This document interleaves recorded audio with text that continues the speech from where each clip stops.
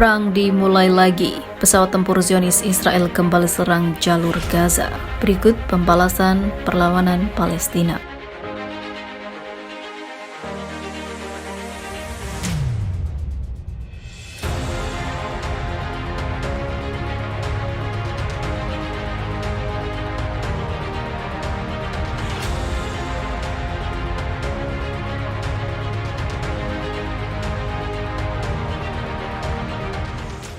Pesawat tempur pasukan pendudukan Israel membom dua lokasi perlawanan di sebelah barat kota Gaza dan juga pusat jalur Gaza. Secara rinci, pesawat tempur Zionis membom dengan satu misil sebuah lokasi perlawanan di sebelah barat kota Gaza. Demikian dikutip dari Palinfo. Kamis pagi, pesawat tempur pendudukan melancarkan serangan dengan 4 rudal di lokasi perlawanan di dekat pintu masuk kamp pengungsi Al-Bureij. Terlihat asap mengepul dari dua lokasi, sementara beberapa rumah rusak akibat serangan penembakan tersebut. Sehubungan dengan pengeboman Israel, perlawanan menghadapi pesawat tempur dengan rudal anti pesawat. Sementara itu, juru bicara pasukan pendudukan Israel mengatakan angkatan udara menyerang dua lokasi di jalur Gaza sebagai tanggapan atas tembakan balasan roket-roket dari Hamas dan perlawanan Palestina lainnya. Serangan Zionis ini terjadi setelah perlawanan Palestina menembakkan roket-roket ke arah pemukim ilegal Israel di wilayah Palestina yang diduduki sebagai tanggapan atas pembantaian pendudukan di Nablus yang menyebabkan 11 orang Palestina syahid dan ratusan lainnya luka-luka. Sehingga pembalasan dari Palestina menghancurkan pemukim ilegal Israel yang berada di sana, sehingga aksi saling serang terjadi hingga saat ini.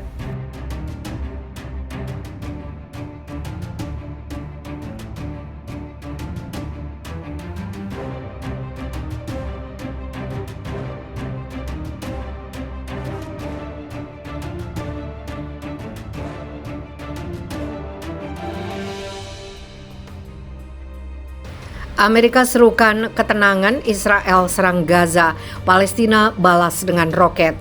Pesawat Israel menyerang di Gaza pada hari Kamis sebagai tanggapan atas tembakan roket Palestina. Beberapa hari setelah Amerika Serikat menyerukan ketenangan, tidak ada tanda segera dari peningkatan kekerasan yang lebih luas setelah ketegangan berhari-hari. Tanpa laporan korban serius, pertukaran itu mengikuti pola umum yang menandakan tidak ada pihak yang mencari konflik yang lebih luas. Secara terpisah, Menteri Keuangan Israel Bezalel Smotrich mengatakan Israel yang memungut pajak atas nama otoritas Palestina akan menggunakan 100 juta shekel dari dana PA untuk mengkompensasi korban serangan militan Palestina dibandingkan gaji yang dibayarkan PA kepada penyerang, kata keluarga. Tidak ada komentar langsung dari PA. Militer mengatakan serangan udaranya menargetkan situs produksi roket dan senjata yang digunakan oleh Hamas, kelompok militan Islam yang mengontrol jalur yang diblokade. Sebagai tanggapan atas peluncuran roket, tidak ada kelompok Palestina yang mengklaim tembakan roket hari Rabu. Ledakan dahsyat mengguncang gedung dan menerangi langit malam di atas Gaza saat sirine terdengar di kota dan desa Israel di sekitar jalur peringatan tembakan roket yang masuk sebelum fajar pada hari Kamis. Front Demokratik untuk Pembebasan Palestina mengatakan telah menembakkan beberapa roket sebagai tanggapan atas serangan udara dan agresi sistematis terhadap tahanan Palestina di penjara Israel.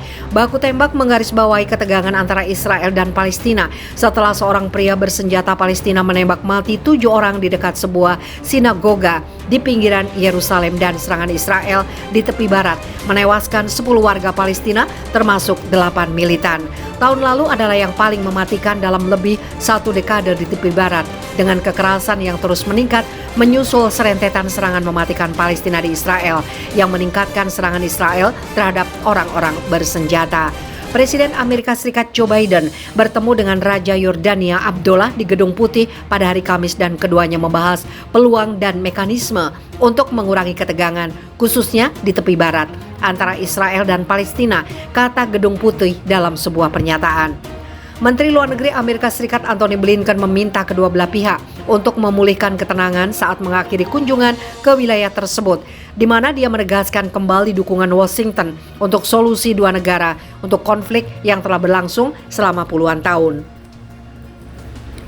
Diplomat tinggi Amerika Serikat untuk Timur Tengah Barbara Leaf dan perwakilan khusus Amerika Serikat untuk urusan Palestina Hadi Am tetap tinggal untuk melanjutkan pembicaraan deeskalasi antara kedua belah pihak dan akan bertemu dengan pejabat Palestina pada hari Kamis. Mereka ada di sana untuk mendukung partai dan langkah yang harus diambil partai untuk memutus siklus kekerasan ini, kata juru bicara Departemen Luar Negeri Amerika Serikat Ned Price. Di Gaza, para aktivis berunjuk rasa untuk mendukung tahanan wanita yang ditahan oleh Israel setelah Menteri Keamanan Nasional sayap kanan Itamar Ben-Gvir yang mengawasi penjara mengatakan dia akan mendorong rencana untuk memperkuat kondisi tahanan Palestina. Ben-Gvir berjanji akan menindak manfaat dan kesenangan yang ditawarkan kepada tahanan Palestina, memerintahkan fasilitas termasuk oven roti yang dioperasikan tahanan di beberapa penjara akan dibatasi. Pejabat Hamas Musir Al-Masri mengatakan kepada Reuters, keputusan terbaru Ben-Gvir menambah bahan bakar ke dalam api. Masalah tahanan selalu menjadi agenda perlawanan Palestina dan jeritan tahanan wanita di dalam penjara musuh Zionis berisiko konfrontasi yang sulit di mana perlawanan Palestina tidak akan diborgol, kata Masri. Secara terpisah, seorang pejabat dari Jihad Islam yang didukung Iran mengatakan delegasi dari kantor politik kelompok itu yang dipimpin oleh kepala faksi di pengasingan Ziad al-Nakhala akan mengunjungi Kairo untuk pembicaraan yang akan mencakup konflik Palestina-Israel. Pejabat itu meminta untuk tidak disebutkan namanya, mengatakan kunjungan itu dijadwalkan sebelum kekerasan terbaru, tetapi dia mengatakan eskalasi saat ini di Gaza dan tepi barat pasti akan dibahas. Kairo juga mengundang pemimpin Hamas, Ismail Haniyeh, yang saat ini tinggal antara Qatar dan Turki untuk pembicaraan terpisah minggu depan, kata seorang pejabat Palestina yang akrab dengan mediasi Mesir.